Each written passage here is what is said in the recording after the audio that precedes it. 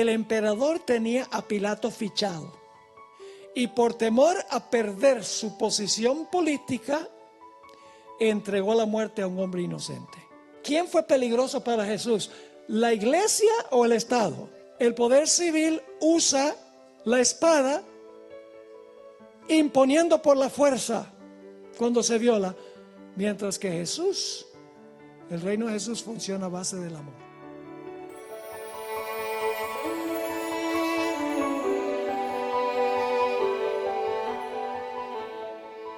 Vamos a orar y entramos a nuestro estudio.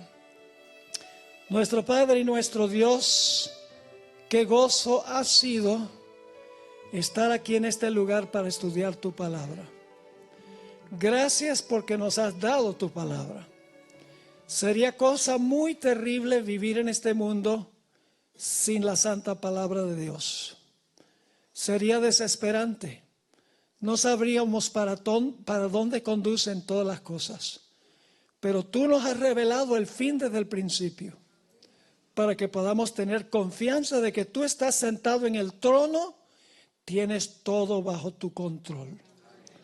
Pedimos al estudiar esta noche que tu palabra no regrese a ti vacía.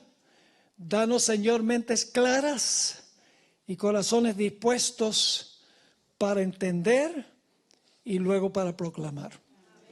Te lo imploramos en el nombre precioso de Cristo, nuestro Salvador. Amén. Bien, vamos a repasar lo que estudiamos anoche.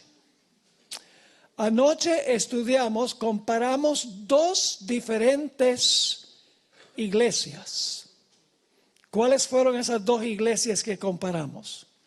La iglesia judía, apóstata, y la iglesia romana, apóstata. Y leí tres citas, pero solo voy a repetir una. La sierva del Señor en el conflicto de los siglos 433 escribió: por su alejamiento del Señor y su alianza con los paganos, la iglesia judía se transformó en ramera. Roma se corrompió de igual manera al buscar el apoyo de los poderes mundanos y por consiguiente recibe la misma condenación. Es decir, hay un paralelo entre la iglesia judía en la época de Cristo y la iglesia romana durante los 1260 años. Ahora, ¿qué es lo que causa que una iglesia se convierta en ramera? La iglesia debe estar casada solo con Cristo. Cristo es el que debe cumplir la obra de la iglesia. ¿Cómo se convierte la iglesia en ramera? Cuando abandona a Cristo como su esposo y se alía con los poderes, los civiles del mundo, los gobiernos del mundo, para que los gobiernos ayuden a la iglesia a cumplir su misión. Allí la iglesia está abandonando a Cristo como su esposo y está cometiendo adulterio espiritual con los poderes civiles. Eso lo vimos al leer Apocalipsis 17 y 18, donde dice que la ramera fornica ¿con quiénes? Fornica con los reyes de la tierra. Ahora yo pregunto, ¿reconoció Jesús dos reinos? ¿Cuál es el primer reino? Bueno, dad pues a César. Ese es el gobierno civil, ¿sí o no? Dad pues a César lo que es de César y a Dios lo que es de Dios. ¿Y cuál es el reino de Dios aquí en la tierra? La iglesia. Jesús reconoció la legítima existencia de dos reinos: el reino civil y el reino religioso. Ahora, ¿qué le debemos a Dios? Anoche estudiamos esto. Le debemos a Dios lo que enseña la primera tabla de la ley. Tiene que ser nuestro único Dios. En segundo lugar, no debemos hacer imágenes porque rebaja nuestro concepto de Dios. En tercer lugar, debemos respetar su nombre. Y en cuarto lugar, debemos guardar su santo día. El gobierno civil no puede tener nada que ver con los primeros 4 mandamientos. Legítimamente no puede legislar nada concerniente a los primeros 4 mandamientos. El papel del poder civil o del gobierno está relacionado con la segunda tabla de la ley. El gobierno debe proteger a los padres de hijos abusivos. El gobierno debe proteger la vida. El gobierno debe proteger el matrimonio. No está haciendo muy buen trabajo, dicho sea de paso. Debe proteger el matrimonio. Debe proteger la propiedad. Debe también proteger la reputación. Cuando alguien difama a otra persona, la persona puede demandar y el gobierno tiene que hacer justicia. Es decir, el papel del gobierno es preservar el orden civil. No puede tener nada que ver con los primeros 4 mandamientos de la santa ley de Dios, porque ese deber se lo debemos solamente a Cristo Jesús.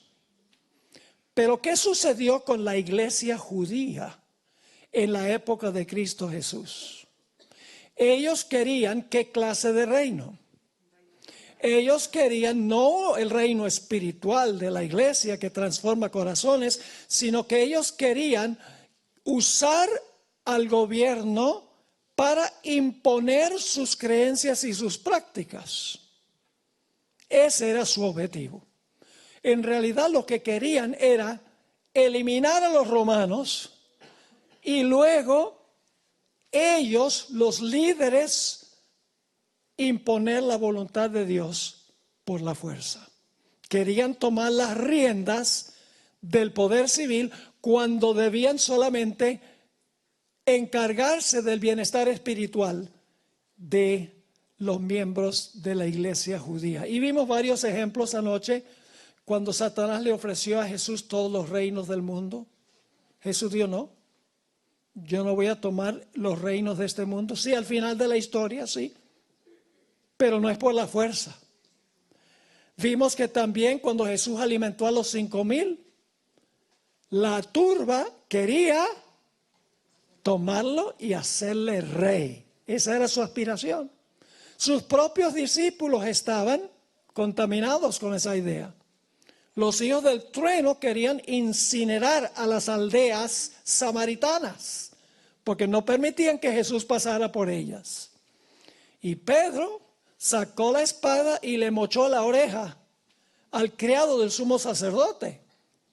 Y los otros discípulos, según Lucas 22, también tenían sus espadas y lo hubieran hecho también. Querían imponer el reino de Cristo por la fuerza. Pero vimos que el reino de Cristo funciona no a base de la fuerza, sino a base del poder del Espíritu Santo. Del amor, del Espíritu Santo implantado en el corazón, porque cuando el Espíritu Santo está en el corazón, no hay ningún problema con la conducta.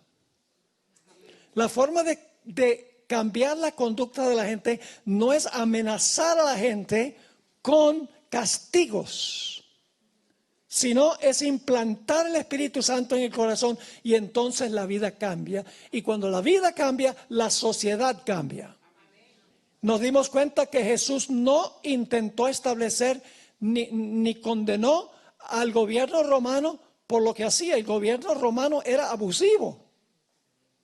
Había corrupción increíble en la época de Jesús, pero uno nunca encuentra a Jesús con pancartas.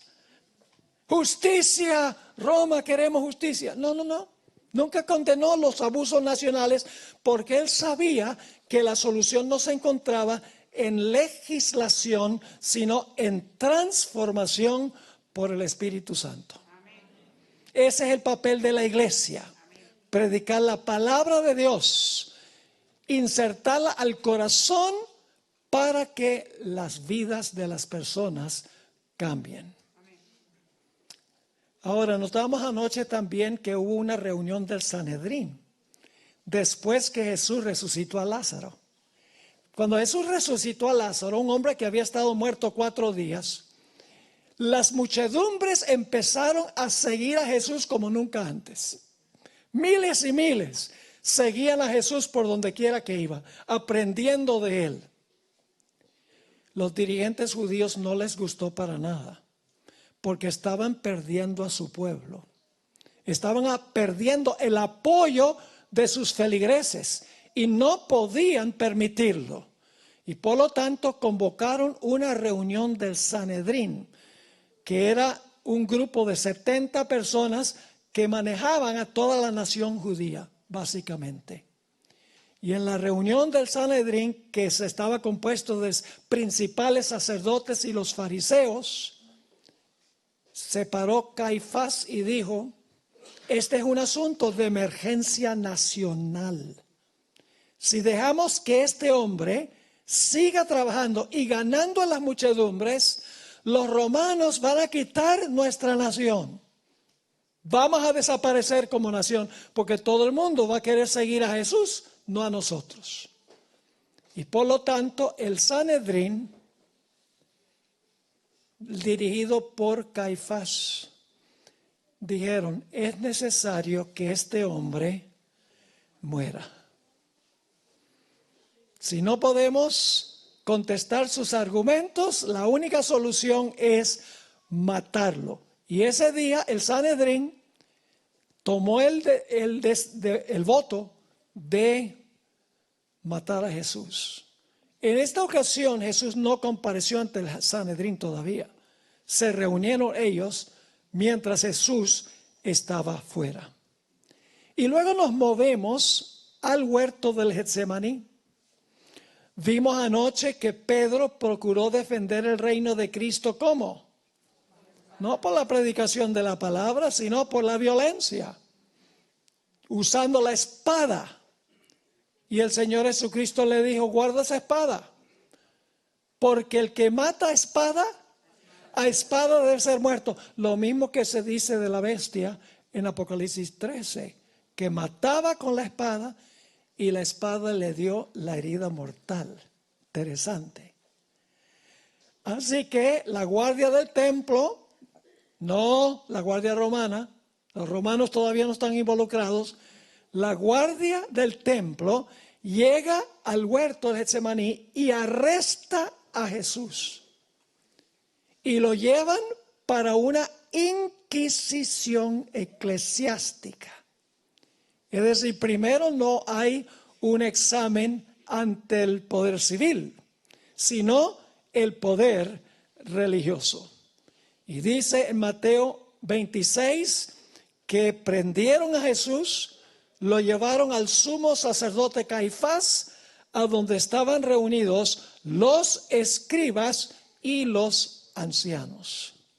Y allí le hicieron el proceso a Jesús y violaron todos sus derechos. Los judíos violaron todas las garantías que le daban a las personas que eran acusadas. Y anoche mencioné todas esas violaciones, no las voy a volver a mencionar. Ahora, lo interesante es que vimos anoche que en esa época había muchas denominaciones judías. Les llamamos sectas. Hoy les llamamos denominaciones. Todas esas sectas eran judías, pero tenían diferentes creencias y no se querían ni en retrato. Una vez el apóstol Pablo estaba hablando de la resurrección y había fariseos y saduceos allí, y afortunadamente querían condenar a Pablo, pero terminaron discutiendo y peleando unos con los otros. Es decir, había muchas iglesias en aquella época, todas profesaban ser judías, pero tenían diferentes creencias. Pero cuando se trató de eliminar al enemigo número uno, por razones de la seguridad nacional, se unieron con un propósito de acabar con lo que ellos consideraban ser el enemigo común. Vimos también que hubo ecumenismo político. Pilato y Herodes no se podían ver ni en retrato. Pero dice que cuando el Señor Jesucristo compareció ante el Sanedrín y luego cuando fue llevado a Herodes, que Herodes y Pilato se hicieron amigos.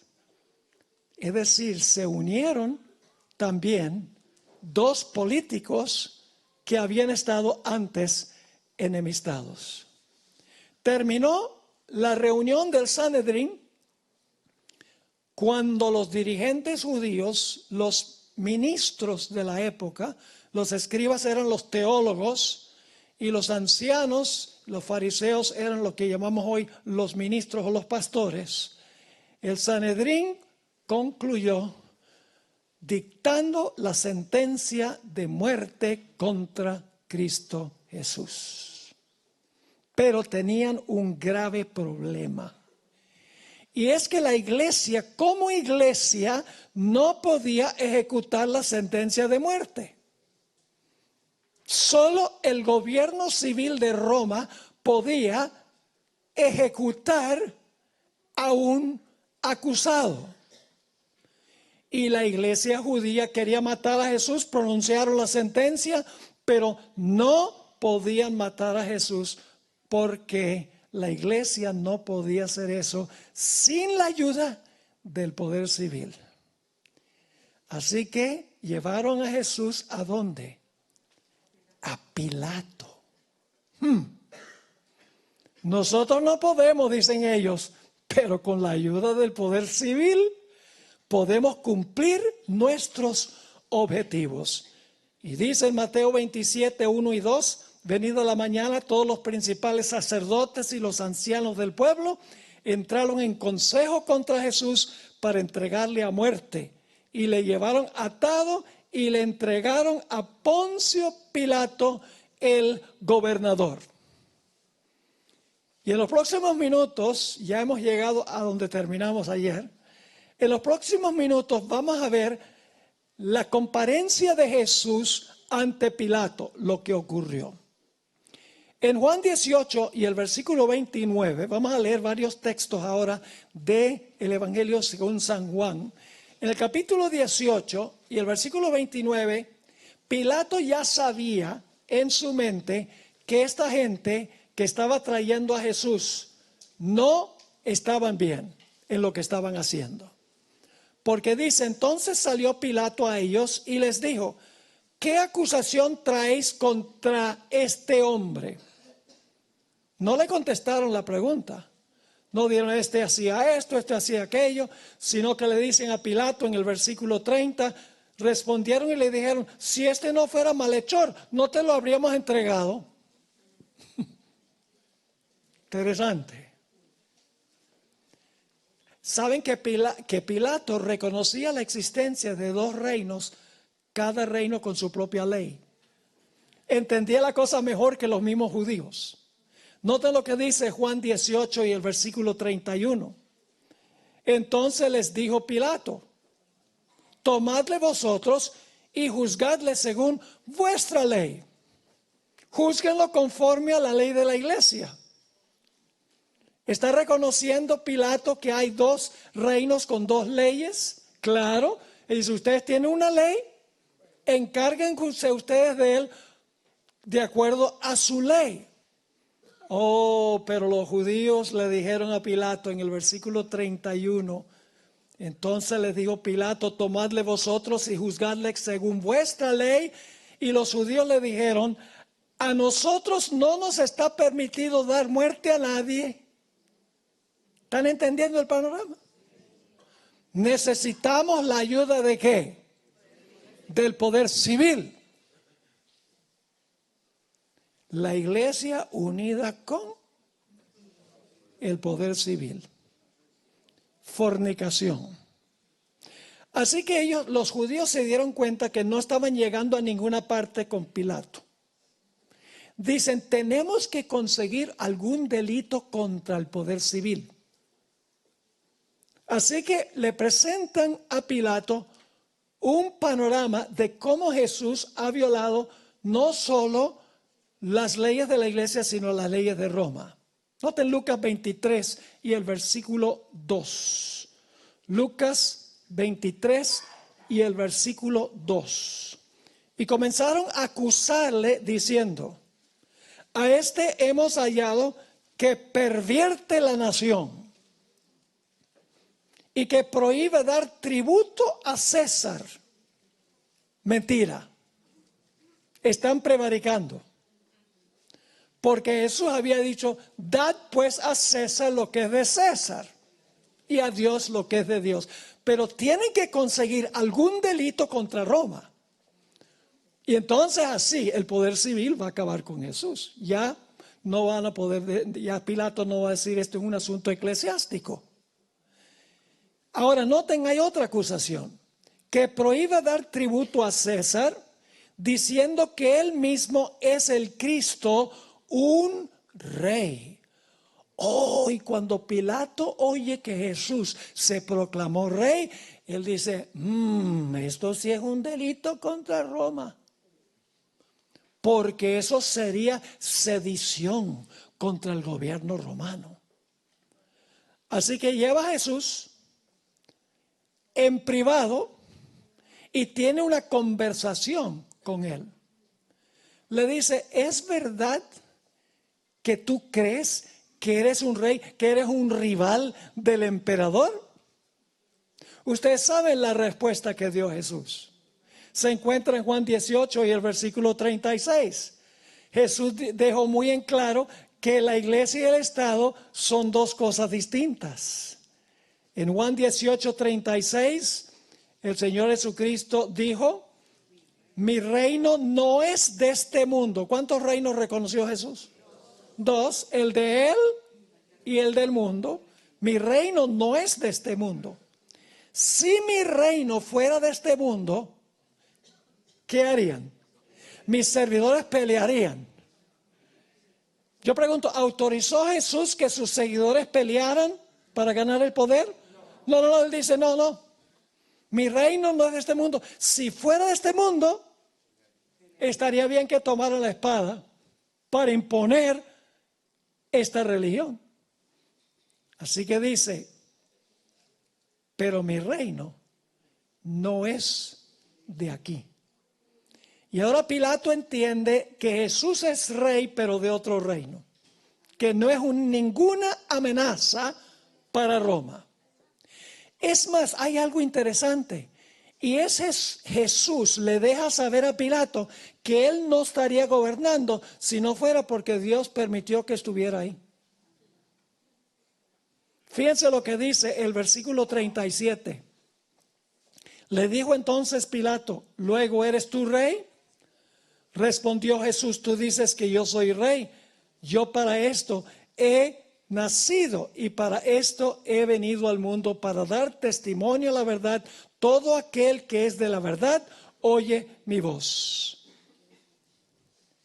Y luego encontramos que Jesús le dice que si no hubiera sido porque Dios lo colocó allí, él no tendría ningún poder en contra de Jesús. Luego Pilato 3 veces públicamente sale y dice, después de examinar a Jesús: yo no hallo en este hombre ningún delito. Vamos a anotar esos textos. Juan 18, 38. Juan 18 y el versículo 38. Le dijo Pilato: ¿qué es la verdad? Y cuando hubo dicho esto, salió otra vez a los judíos y les dijo: yo no hallo en él ningún delito. Este hombre es inocente. Noten el capítulo 19 y el versículo 4, otra vez. Entonces salió Pilato otra vez y les dijo: mirad, os lo traigo fuera para que entendáis que ningún delito hallo en él. Públicamente está diciendo esto. Y luego en el versículo 6, otra vez, cuando le vieron los principales sacerdotes y los alguaciles, vieron a Jesús, dieron voces diciendo: crucifícale, crucifícale. Pilato les dijo: tomadle vosotros y crucificadle, porque yo no hallo delito en él. el poder civil iba a condenar a muerte a un ciudadano que no había quebrantado la ley de Roma por la presión de la iglesia. Interesante. Ahora, fíjense lo que dice el versículo 7, un versículo muy importante. Fíjense lo que le dicen los judíos. Ok, él no ha violado ninguna ley de Roma. Está bien.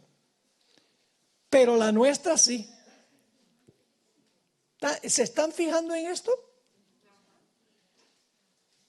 Yo pregunto, ¿quién fue peligroso para Jesús? ¿La iglesia o el Estado? La iglesia. ¿Eso va a pasar al final otra vez? Vez tras vez, las hermanas White dicen en el conflicto de los siglos que la iglesia va a apelar al poder civil para acabar con los seguidores de Jesús, porque su pueblo va a repetir su experiencia. Dice en el versículo 7, los judíos le respondieron: nosotros tenemos una ley,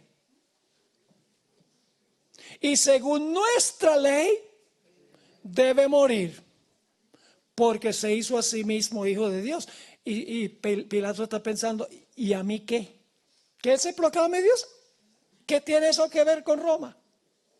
Conmigo.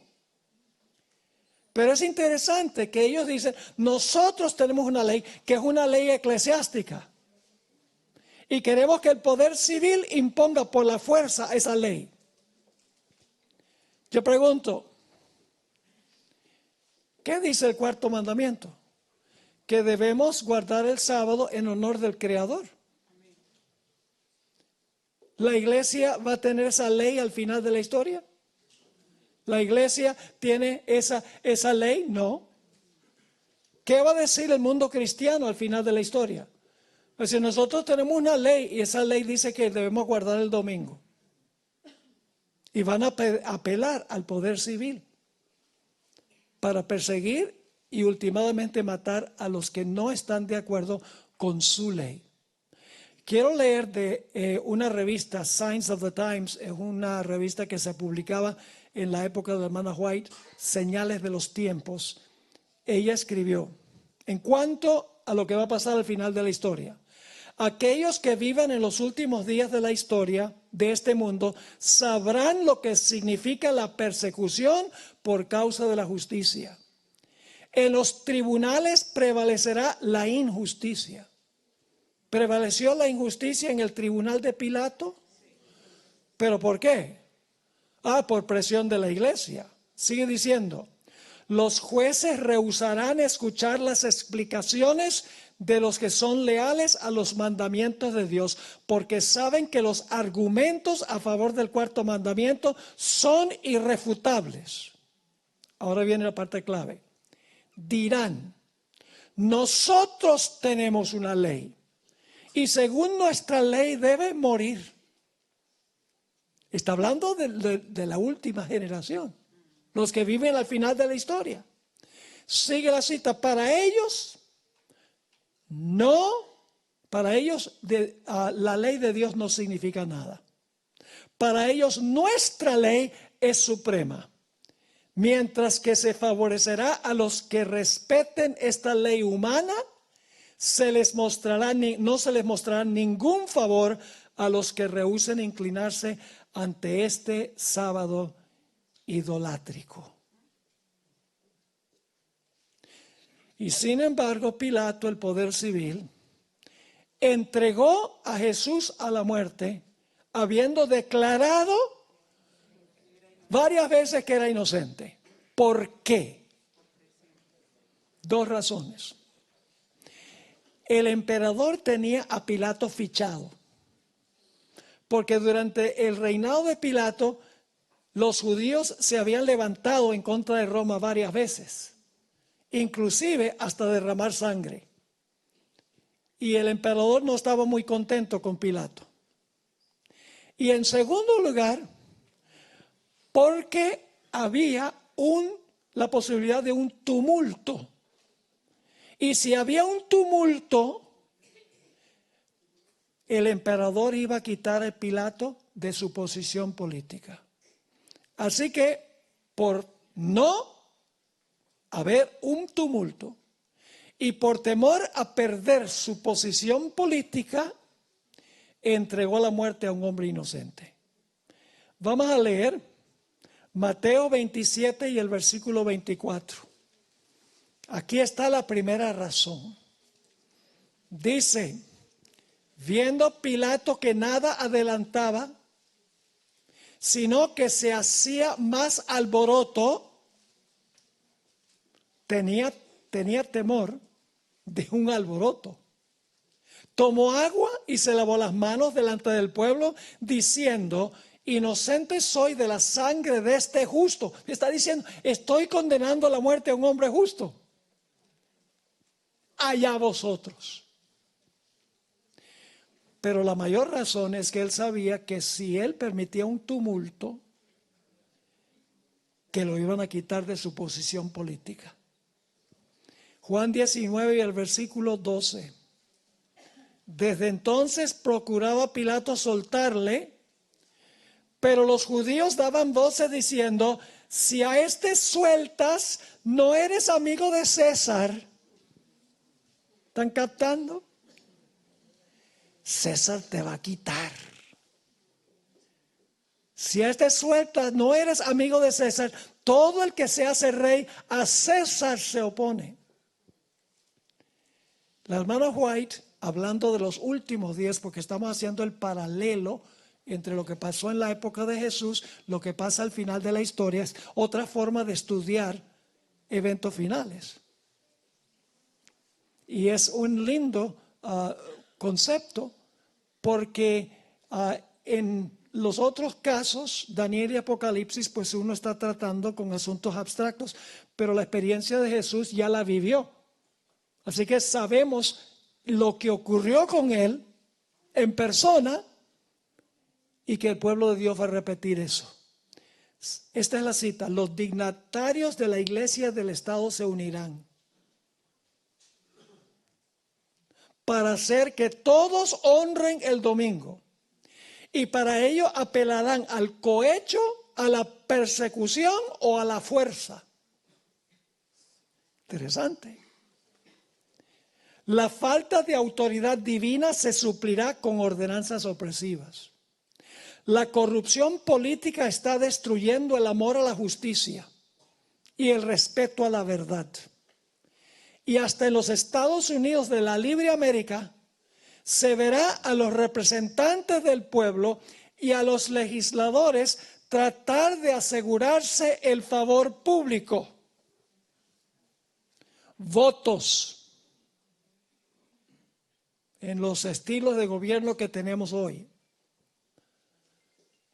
Se verá a los representantes del pueblo y a los legisladores tratar de asegurarse el favor público, ahora sí, escuchen, doblegándose a las exigencias populares por una ley que imponga la observancia del domingo. Es interesante, exigencias populares de las muchedumbres. Pero ¿quién está detrás de las muchedumbres? Los ministros, los pastores de las iglesias apóstatas.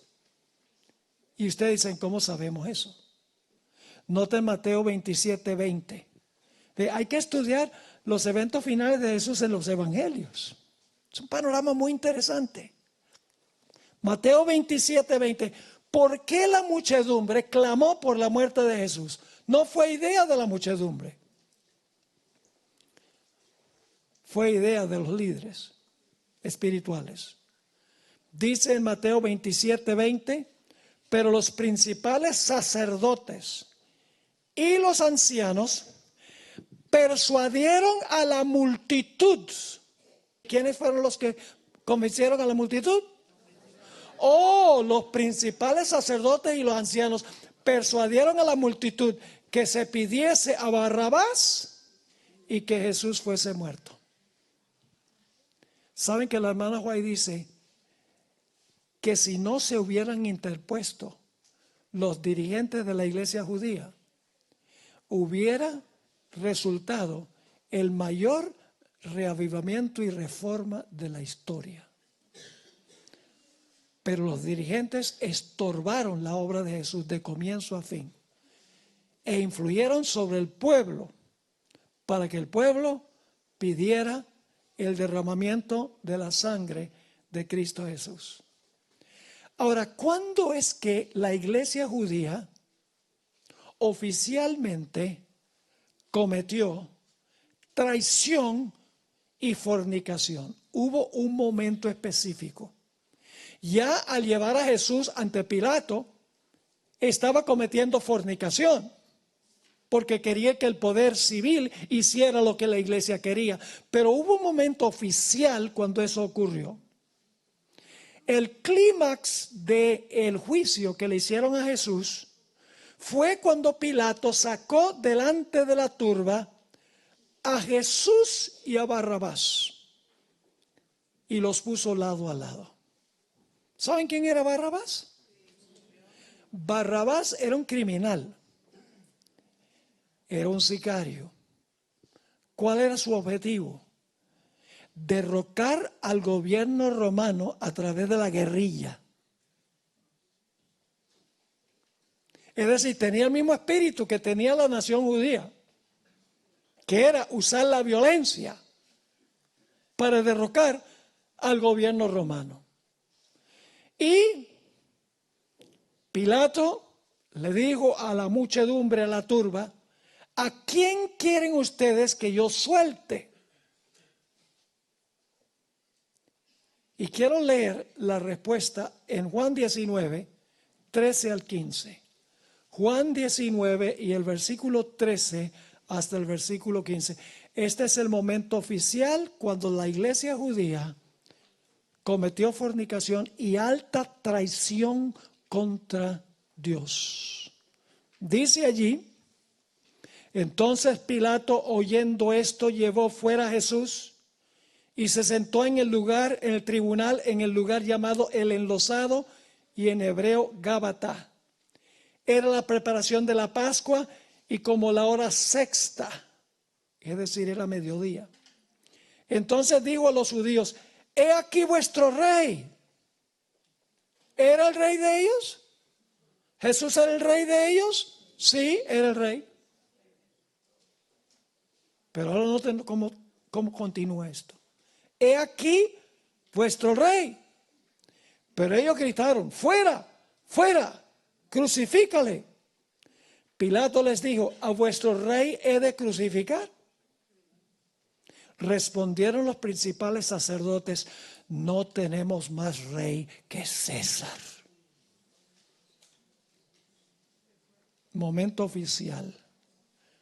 Cuando la iglesia dijo: nosotros tenemos a César por rey, no a Jesús.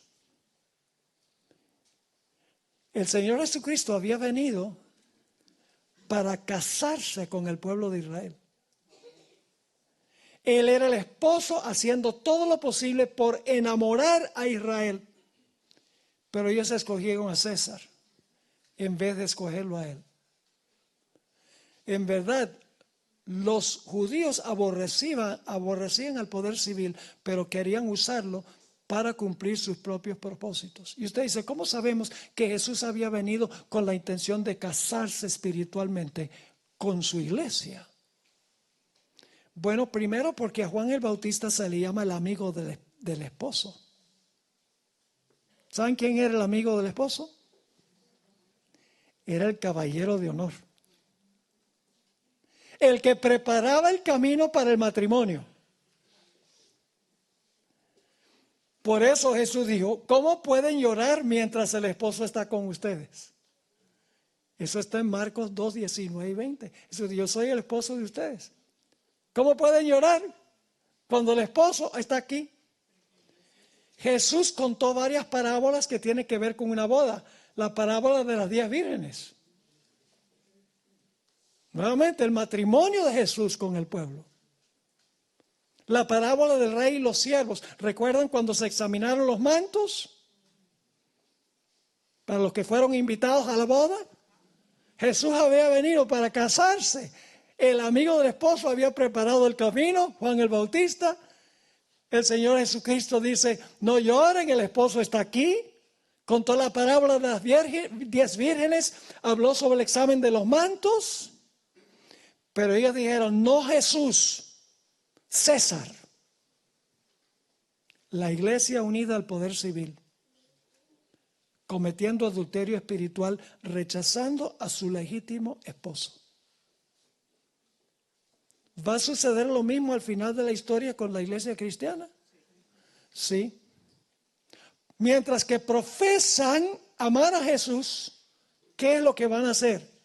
Van a apelar a los poderes civiles del mundo para que acaben con el cuerpo de Jesús, que es la iglesia. ¿Recuerdan la historia de Saulo de Tarso? Saulo perseguía a la iglesia, era su misión perseguir a la iglesia. ¿Y saben lo que es interesante? Que Saulo de Tarso fue alumno de Gamaliel. ¿Recuerdan en los primeros capítulos del libro Hechos de los Apóstoles? Cuando los del Sanedrín querían linchar a Pedro y a Juan. ¿Qué dijo el profesor de Saulo de Tarso? No lo hagan. Si esto es de Dios, nadie lo detiene. Si no es de Dios, se desbarata solo. Parece que el alumno no aprendió mucho del profesor. Porque Saulo de Tarso era enemigo del cuerpo de Cristo, de la iglesia. Y en camino a Damasco, yo he estado allí. O sea, hoy en día no puede uno ir allá a Damasco, en Siria, pero en mayo del año 2001, solo unos pocos meses antes de que cayeran las Torres Gemelas, hice una gira por Jordania, el Líbano y Siria. Y me quedé en el lugar donde supuestamente Saulo de Tarso cayó al suelo, ya en las afueras de Damasco. Y cuando yo visito esos lugares, no crean que yo creo que son sagrados. Alguna gente dice, quiero ir a Tierra Santa para que me bauticen en el Jordán. Hermano, ahí dice que eso no es necesario. No hay nada místico allí. No hay nada misterioso ahí. Bueno, a mí me gusta ir a esos lugares porque me ayuda a comprender mejor la historia y lo que dice la Biblia de esos lugares. Y de repente ahora Saulo, en camino a Damasco, brilla una luz que lo deja enceguecido por un tiempo. Y una voz que le dice, Saulo, Saulo, ¿por qué me persigues? Y la voz viene del cielo. Y Saulo dice, pero Damasco no queda arriba. Dice, ¿quién eres? ¿A quién estoy persiguiendo? Yo soy Jesús, a quien tú persigues. En cuanto a estos hermanitos pequeños lo hicisteis, a mí lo hicisteis. En la parábola de Mateo 25. Es decir, la nación judía persiguió a Jesús. Y al final de la historia se perseguirá al cuerpo de Jesús. Y al perseguir al cuerpo de Jesús, están persiguiendo a Jesús. Por eso la Biblia dice que el dragón se lanza contra el remanente de la simiente. La simiente es Cristo y su remanente es su pueblo. Ahora, ¿sabe que los judíos querían matar a Jesús para salvar a la nación? Pero al matar a Jesús condenaron a la nación. ¿Por qué? Varios años después, vinieron los romanos que ellos usaron para acabar con Jesús y los romanos acabaron con ellos. Dice Lucas 19, 41 al 44. Y cuando llegó cerca de la ciudad, Jesús está descendiendo por ahí del oriente, está pasando por el jardín de los olivos y va a entrar por la puerta oriental de Jerusalén y dice estas palabras. Cuando llegó cerca de la ciudad, al verla, lloró sobre ella, diciendo: oh, si también tú conocieses a lo menos en este tu día lo que es para tu paz, mas ahora está encubierto a tus ojos. Porque vendrán días sobre ti cuando tus enemigos, hablando de los romanos, te rodearán con vallado y te sitiarán y por todas partes te estrecharán y te derribarán a tierra y a tus hijos dentro de ti, y no dejarán en ti piedra sobre piedra. ¿Por qué? Por cuanto no conociste el tiempo de tu visitación. ¿La visitación de quién? De Jesús. Y en la parábola de Mateo 22, dice que Dios al final manda a su hijo. Y dice: vamos a matar al hijo y quitémosle su herencia. Y luego habla de que el rey se enoja, esto es Mateo 22, 7, el rey se enoja y quema la ciudad de ellos. Está hablando de la destrucción de Jerusalén. Esto se va a repetir. La hermana White dice que los Estados Unidos y ella dice que todo país del mundo va a seguir el ejemplo. Todavía no sabemos cómo va a ocurrir eso a la luz de lo que está pasando ahora, pero creemos la palabra profética. Yo recuerdo en 1989 todavía existía el bloque soviético. Y la gente decía: está creciendo el comunismo. La hermana White tal vez no tenía la luz sobre esto. Y en cuestión de unos pocos días cayó el muro de Berlín y se desintegró la Unión Soviética.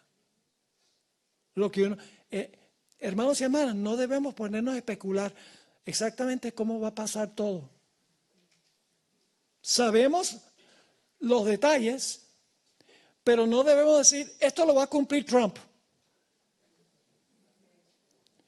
O esto va a suceder exactamente así o asado. No, no.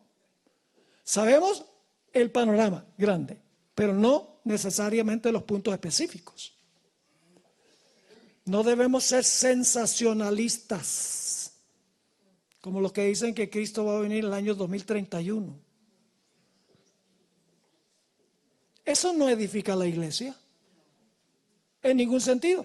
La hermana es clara: no habrá más fechas. No hay más fechas proféticas. Punto final. Creamos lo que dice la voz profética. Pero la gente se va por tangentes. ¿Saben por qué lo hacen? Lo hacen para emocionar a la gente. Porque si uno pone una fecha, dice: wow, eso va a pasar pronto, entonces consagrémonos al Señor. Pero cuando no ocurre, la gente queda peor que antes. Es como el niño que gritaba: ¡lobo, lobo! Y gritó la primera vez y todo el mundo llega: ja, ja, ja, no hay ningún lobo. Y luego otra vez: lobo, lobo, la gente viene para defender muchachos, ja, ja, ja, no hay ningún lobo. Finalmente dijo: lobo, lobo, y nadie vino y se lo comió el lobo. Ese es el peligro de estar fijando fecha y de dar detalles. Este va a jugar este papel, el otro va a jugar el otro papel. No, sabemos cuáles son los eventos grandes que van a ocurrir. Conformémonos con eso. La sierva de Dios escribió el libro de Evangelismo, página 174. A paso acelerado nos acercamos a este periodo, cuando las iglesias protestantes se unan con el poder secular. ¿Cómo? ¿A dónde predomina primordialmente el protestantismo en los Estados Unidos. Cuando las iglesias protestantes se unan con el poder secular para apoyar una falsa religión. Yo pregunto, ¿los dirigentes judíos tenían una falsa religión? Completamente falsa la religión, basada en tradiciones humanas. Y como Jesús no se acataba a las tradiciones humanas, lo odiaban. ¿Va a pasar lo mismo al final de la historia? ¿Cómo no? El domingo es una tradición humana. Sigue diciendo, cuando las iglesias protestantes se unan con el poder secular para apoyar una falsa religión a la cual se opusieron sus antepasados, soportando la más terrible persecución, entonces el día de descanso papal será hecho obligatorio por la autoridad combinada de la iglesia y el Estado. Habrá una apostasía nacional que concluirá con la ruina nacional. La nación, la iglesia judía, estaba en apostasía nacional. Sí. ¿Y a qué llevó eso? A la ruina nacional. Es decir, los judíos causaron lo que querían impedir, condenando a Jesús a muerte. Ahora hablemos por un rato en cuanto a la iglesia después que Jesús ascendió al cielo. La historia de la iglesia temprana está en el libro de Hechos de los Apóstoles. El Señor Jesucristo se fue al cielo, se reunió un núcleo de 120 personas que recibieron el poder del Espíritu Santo. ¿Cuál fue el propósito del don del Espíritu Santo? ¿Cuál fue el propósito del don de lenguas? Hoy en día hay iglesias que dicen el propósito del don de lenguas es hablar un idioma que ni siquiera Dios entiende.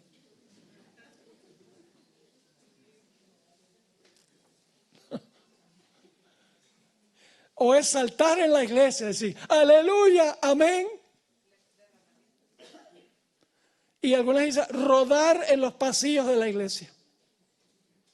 Para eso fue, para yo sentir una emoción. Pero el Espíritu Santo no fue dado para eso. ¿Saben que el Pentecostés ocurrió en una de las 3 fiestas donde todo varón mayor de 12 años se le requería que estuviera en Jerusalén? Es decir, la ciudad de Jerusalén estaba rebosando de gente de todas partes del mundo, de la diáspora. Y el problema es que muchos de esos que habían sido esparcidos por los países habían olvidado su idioma natal. No hablaban el idioma natal, hablaban el idioma de donde habían ido dispersos. Pasa como hoy en día van algunos hispanos a los Estados Unidos y los hijos y los nietos. ¿Cómo se llama usted? Me llamo Daniel Rodríguez. ¿Cómo estás? ¿Habló en español? No hablo español. Pero tu apellido es Rodríguez. ¿Por qué? Porque han pasado 2 generaciones en los Estados Unidos, han perdido el uso del idioma. Y así sucedió. Hay 13 nacionalidades que se mencionan en Hechos 2. 13 nacionalidades donde habían sido dispersos. Si Dios nos daba el don de lenguas, los apóstoles no podían haber predicado las buenas nuevas en cuanto a lo que Jesús había hecho. Así que Dios les insertó un Rosetta Stone, un curso de arameo. Y el hermano White dice que hablaron con acento perfecto, con buena gramática y sintaxis. Hablaron perfectamente el idioma de esas naciones. Y fíjese que después de los eventos del día del Pentecostés, toda esa gente, habiendo escuchado el evangelio en su idioma, volvieron a sus países y esparcieron el mensaje. Dios dio el don de lenguas para testificar. Dice en Hechos 1:8, pero recibiréis poder cuando haya venido sobre vosotros el Espíritu Santo. ¿Y cuál es el propósito del poder? Y me seréis testigos en Jerusalén, en toda Judea, en Samaria y hasta lo último de la tierra. Yo pregunto, ¿el Señor le dio una espada a la iglesia? Sí.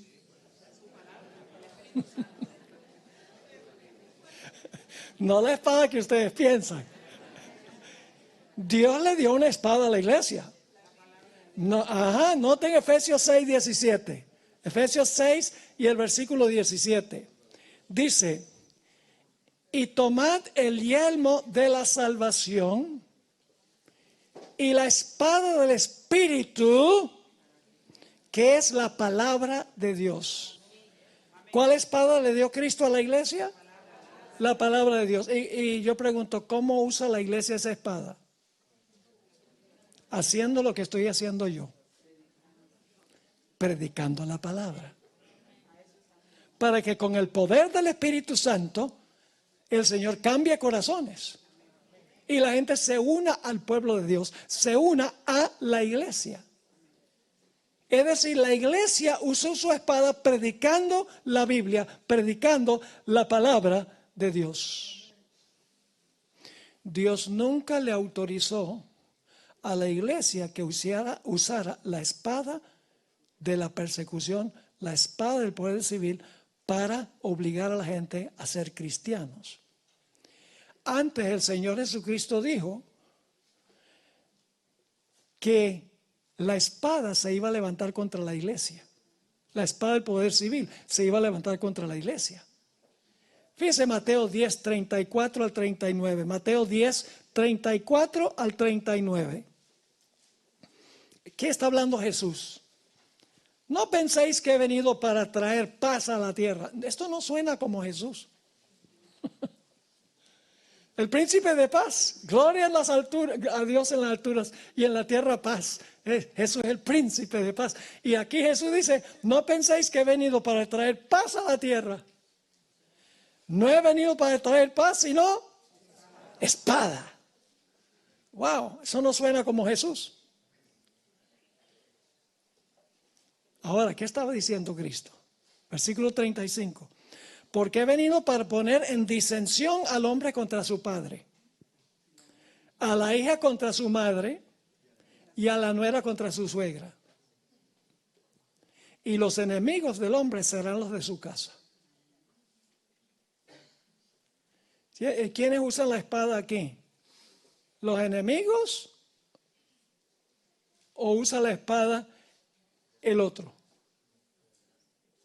Es decir, la espada se va a levantar contra los creyentes. Y luego dice, el que ama padre o madre más que a mí no es digno de mí. El que ama hijo o hija más que a mí no es digno de mí. Y el que no toma su cruz y sigue en pos de mí no es digno de mí. El que haya su vida la perderá. Y el que pierde su vida porque se está usando la espada en contra de esa persona, ¿la qué? La hallará. Entonces yo pregunto, ¿la iglesia iba a usar la espada o la espada se iba a levantar contra la iglesia? La espada del Imperio Romano se iba a levantar contra la iglesia. Yo pregunto, ¿el mensaje de Cristo, cuando predicamos la palabra, levanta oposición? ¿Divide? ¿La palabra divide? Sí, porque hoy en día se dice, tenemos que unirnos todos. No importa lo que creamos, no importa lo que practiquemos, tenemos que ser uno. Esa es falsa unión. La unión, según el Espíritu de Profecía, solo puede ser sobre la firme plataforma de la verdad.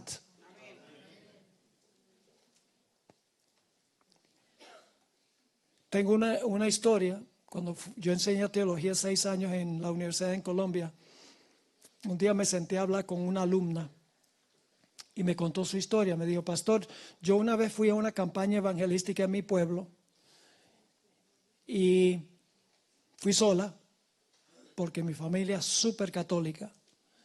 Y asistí ahí secretamente, y cuando terminaron las conferencias, yo estaba convencida de que esto era la verdad. Y decidí bautizarme.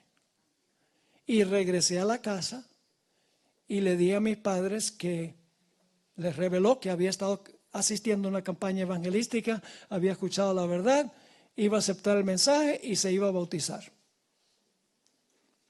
Según me contó ella dijo, el papá le dijo, si tú te bautizas en esa iglesia, ya no eres nuestra hija. Y ella le dijo a su papá, yo te respeto, yo creo que uno debe honrar al padre y a la madre, pero también la Biblia dice, es menester obedecer a Dios antes que a los hombres. Y me voy a bautizar. Y se bautizó. Cuando volvió a la casa, todas sus posesiones estaban en la puerta. Y su papá le dijo, sal, ya no eres nuestra hija. Y no tenía dónde ir. Y por eso alguien de la iglesia le contó en cuanto a la Universidad Adventista. Y por eso estaba en la universidad. La espada se levantó contra ella. Eso es lo que está diciendo Jesús aquí.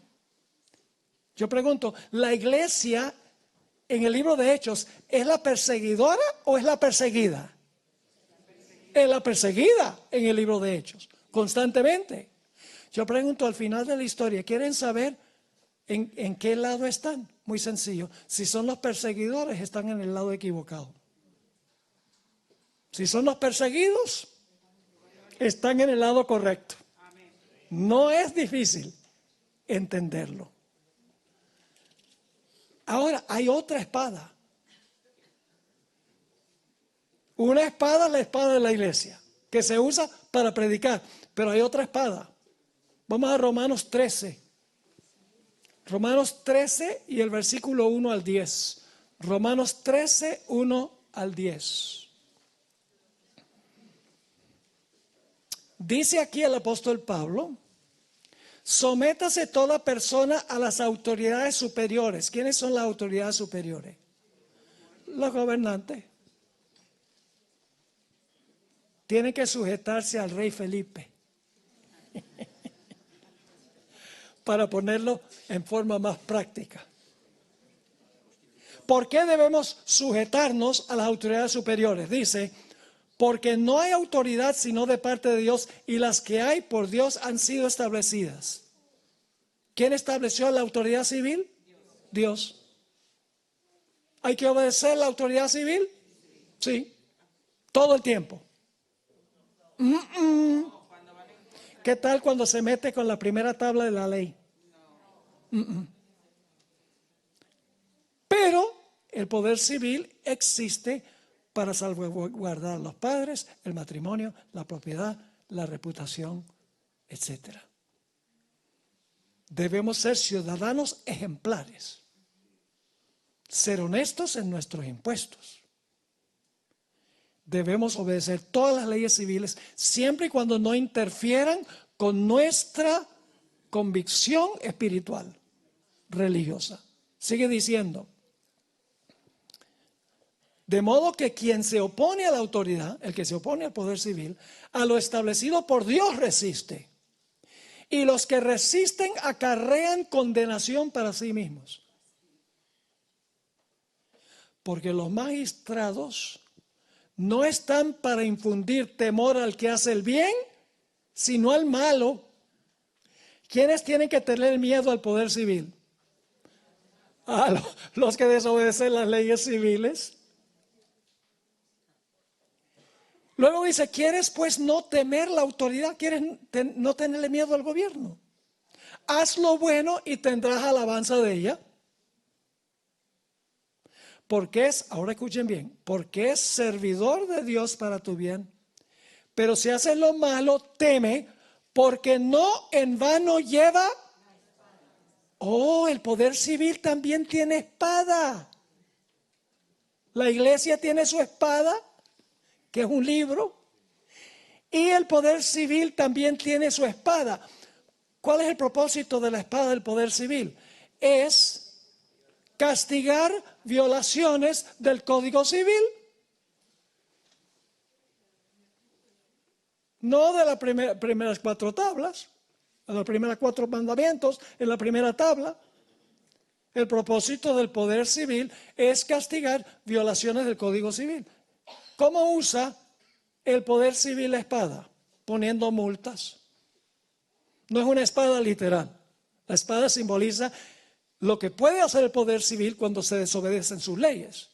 Puede imponer multas. Puede confiscar bienes. Puede echar a la cárcel.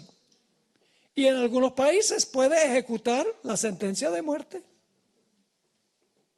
En los Estados Unidos, en algunos estados, hay la pena de muerte. Esa es la forma como el poder civil usa la espada. ¿La iglesia puede usar esa espada? No, la iglesia no puede usar esa espada, porque le pertenece al poder civil. Cristo tiene un reino, la iglesia, y el poder civil es otro reino. El poder civil usa la espada imponiendo por la fuerza cuando se viola, mientras que Jesús, el reino de Jesús funciona a base del amor. Ahora escuchen, cuando la apostasía entró a la iglesia se unió con el poder civil. Ahora estamos hablando de la iglesia cristiana, no de la iglesia judía. Emplearon la espada del poder civil para adelantar la obra de la iglesia, para castigar a los que no estaban de acuerdo con las prácticas y con las enseñanzas de la iglesia. Los judíos, la iglesia judía siguió sus malas costumbres con la iglesia primitiva que habían practicado con Cristo. Si ustedes leen el libro Hechos de los Apóstoles, van a encontrar que vez tras vez tras vez, los judíos apelaron a Roma para castigar a los apóstoles que estaban predicando. Les doy un ejemplo. Hechos 12, 1 al 3. Hechos 12 y el versículo 1 al 3.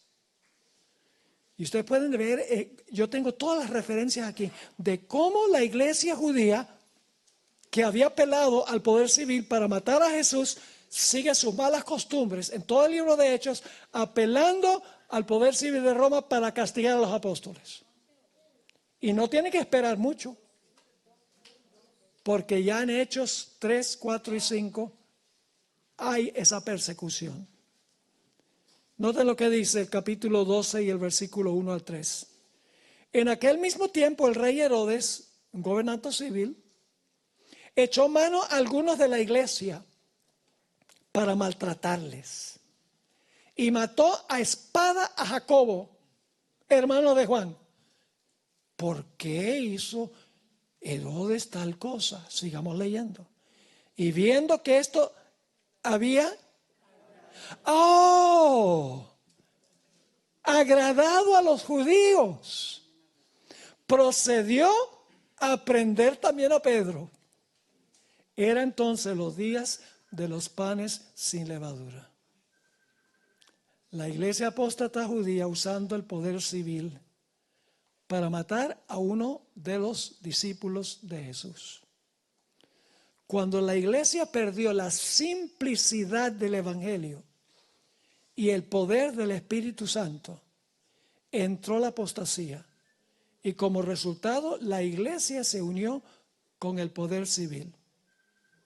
La hermana White escribió en el Conflicto de los Siglos 496, cuando la iglesia primitiva se corrompió, y esto pasó en los días de Constantino, y continuó durante los 1260 años de apostasía papal, donde entraron toda clase de tradiciones, toda clase de prácticas que no solamente no están en la Biblia, sino que contradicen la Biblia. Entró el domingo como día de reposo, entró la idea de que María es la intercesora, apareció la idea de que ella fue concebida inmaculadamente, la tradición, todas estas cosas de la canonización de los santos, una lista kilométrica de prácticas que no están en la Biblia y que contradicen la Biblia. entraron a la iglesia. ¿Y qué hizo la iglesia? La iglesia dice, tenemos que obligar a la gente a aceptar nuestras doctrinas. Y usaron los poderes civiles para hacerlo. Dice, cuando la iglesia primitiva se corrompió al apartarse de la sencillez del evangelio y al aceptar costumbres y ritos paganos, perdió el espíritu y el poder de Dios.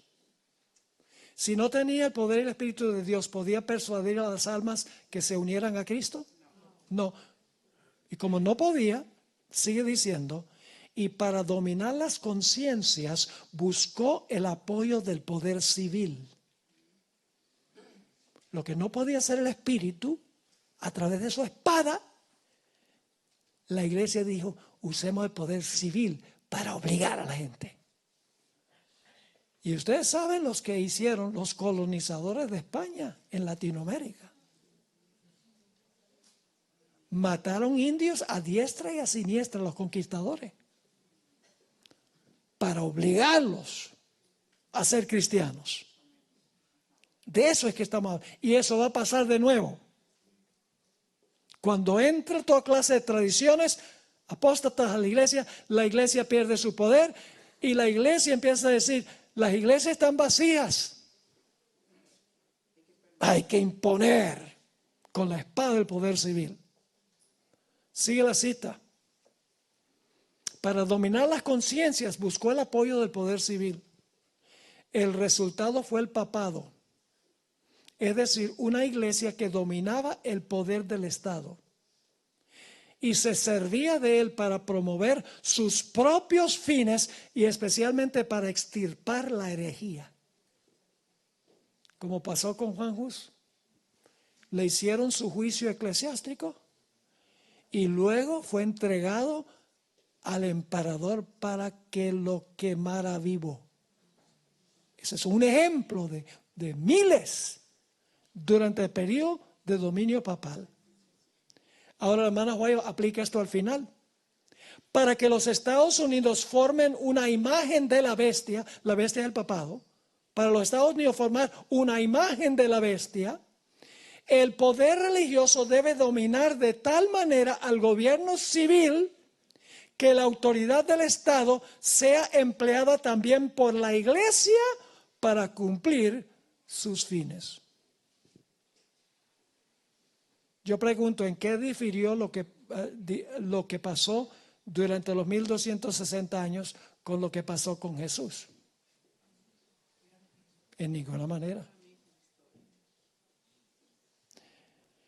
Ahora, antes de leer dos citas finales, quiero volver a la historia de Jesús. Cuando Pilato estaba ante la turba, alguien le entregó a Pilato una nota de su esposa. ¿Sí o no? Le entregó una nota a la esposa. Esposos, escuchen a sus esposas. Tienen consejos muy sabios. Lo digo por experiencia.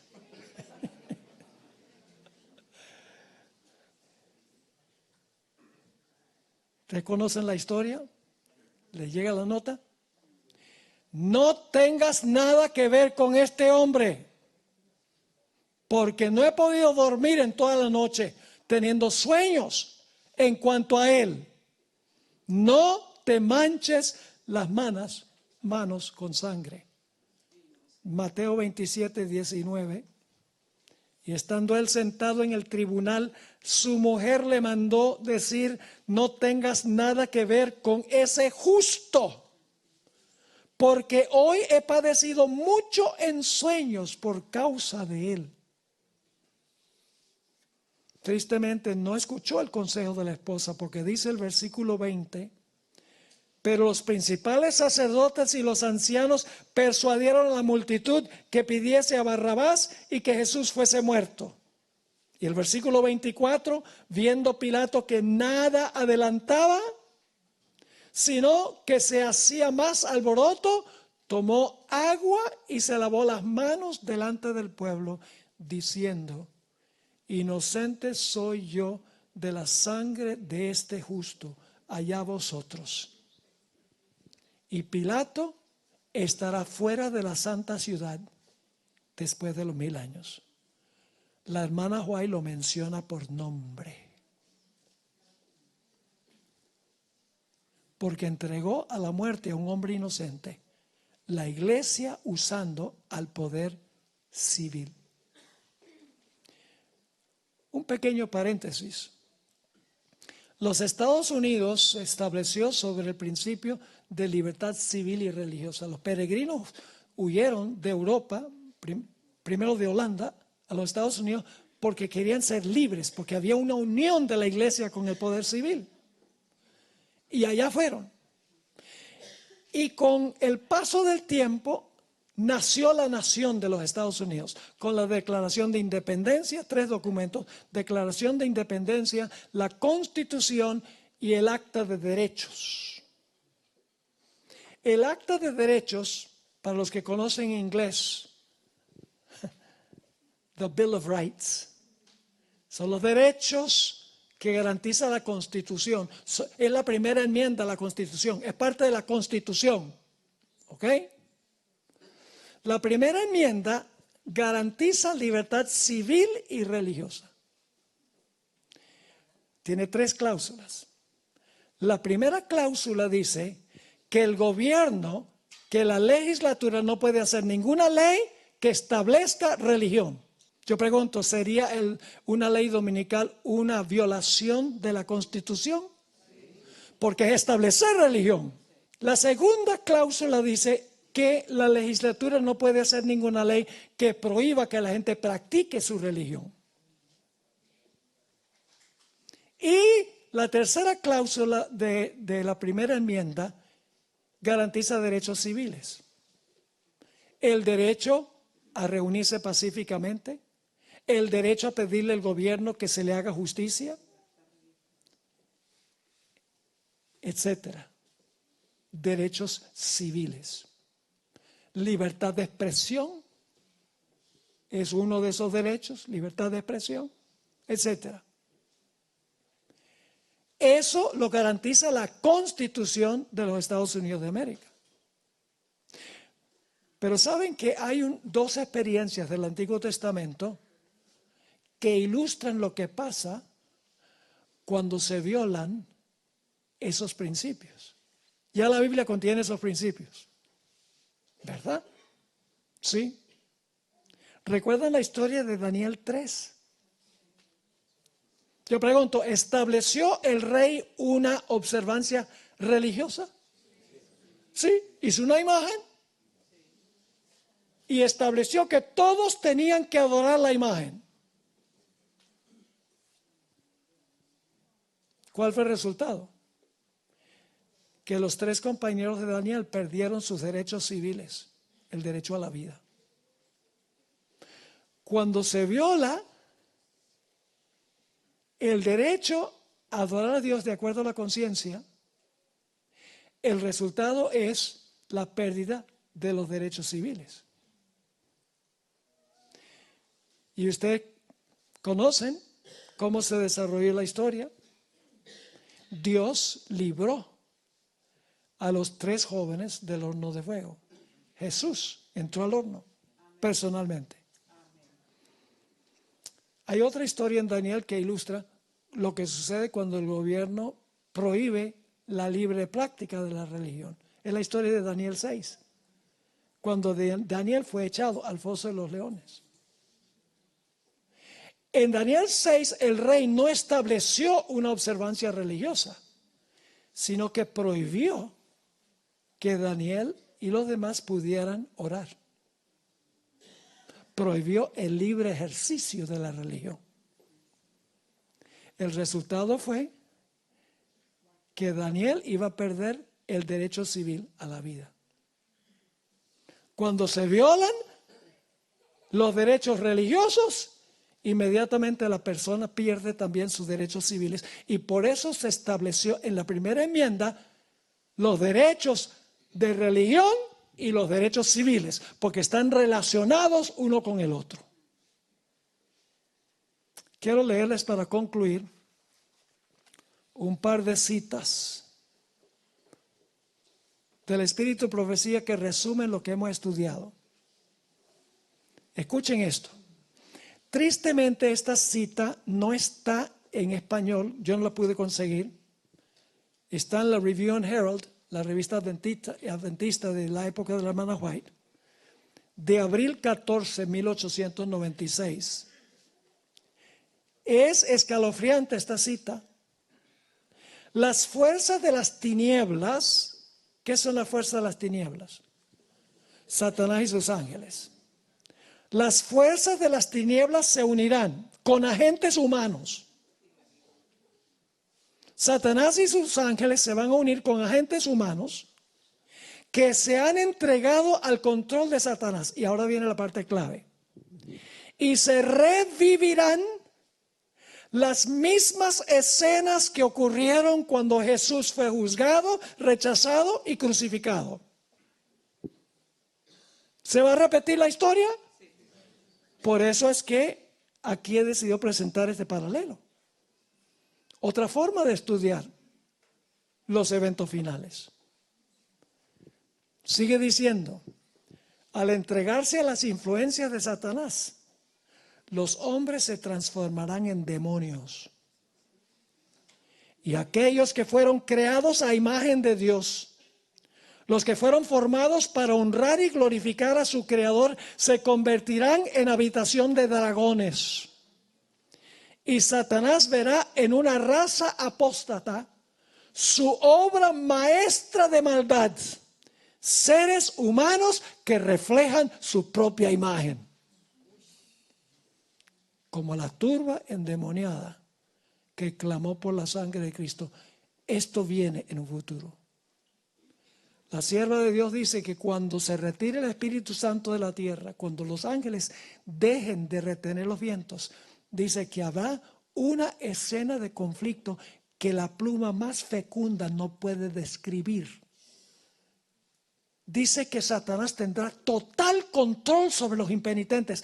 ¿Pueden ustedes imaginarse vivir en un mundo donde Satanás tiene total control sobre todos los impíos? La buena noticia es que los salvos serán escudados. Se levantará Miguel, aquel gran príncipe que está en favor de los hijos de su pueblo. Sí habrá un tiempo de angustia, cual nunca fue, pero en ese tiempo tu pueblo será libertado. Cada uno de los que se hallen escritos en el libro. Cristo ya no intercederá, pero sí protegerá. Estará con su pueblo. Así que el propósito no es asustar, sino decir, manténganse firmes porque Dios tendrá la última palabra. Los impíos tendrán la penúltima. Leo una cita más que es parecida pero agrega detalles. Se encuentra en el mismo artículo, 14 de abril de 1896. Al acercarnos al final de la historia, Satanás obrará de una manera sutil. Empleará todo su poder engañador contra los sujetos humanos, a fin de completar su obra de seducir a la familia humana. Tan engañosa será su obra que los hombres harán como hicieron en los días de Cristo. Y cuando se les pregunte, ¿a quién queréis que os suelte? ¿A Cristo o a Barrabás? El grito casi universal será Barrabás, Barrabás. Y cuando se les haga la pregunta, ¿qué haré con aquel a quien llamáis el rey de los judíos? El clamor nuevamente será, crucifícale. Cristo estará representado por aquellos que han aceptado la verdad y quienes identifican sus intereses con los de su Señor. El mundo se ensañará contra ellos de la misma manera en que se ensañó contra Jesús. Y los discípulos de Cristo sabrán que no se les tratará mejor que lo que fue su Señor. Pero Cristo identificará sus intereses con los de aquellos que lo han aceptado como Salvador personal. Cada insulto, cada reproche, cada acusación falsa contra ellos, por los que apartaron su oído de la verdad para creer a las fábulas, recaerá sobre los culpables, quienes se lo hicieron a Cristo en la persona de sus santos. Qué tremenda cita. Así que, hermanos y hermanas, eso es lo que nos espera. Puede parecer deprimente. ¿Saben que hay adventistas que dicen: ojalá que el Señor me mande al descanso antes de eso?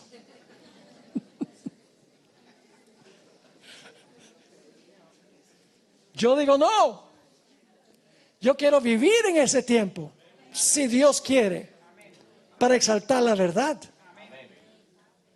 Para que el mundo pueda saber que tenemos un Salvador, que tenemos el mensaje que necesita el mundo. Qué privilegio será vivir en el tiempo de la peor prueba. Y así como los 3 jóvenes en el horno, dar testimonio de la grandeza de Dios. Y así como Daniel en el foso de los leones dijo: prefiero morir que serle infiel a mi Señor. Hermanos y hermanas, ojalá sea esa nuestra experiencia. Que no nos desanimemos ni cedamos ni en un poquito nuestra fe y nuestra confianza en el Señor. Tendremos tribulaciones, tendremos problemas en nuestra vida, pero todo eso no es para dañar nuestra fe, sino es para fortalecer nuestra fe, porque las pruebas son para fortalecer la fe, no son para debilitarla. Así que he dicho, ojalá que les haya quedado claro lo que hemos estudiado acá. Padre, gracias te damos por tus bendiciones, gracias porque nos has dado la palabra profética más segura. No tenemos razón para desanimarnos, para perder la fe, porque sabemos exactamente lo que está pasando y lo que pronto ocurrirá. Manténnos fieles, Señor, que en aquel día ni uno solo de los que estamos aquí falte, ni uno solo de los que están viendo por las redes falte en aquel día. Gracias te damos por tu presencia. Rogamos que respondas esta oración, porque te lo pedimos en el nombre de Jesús. Amén.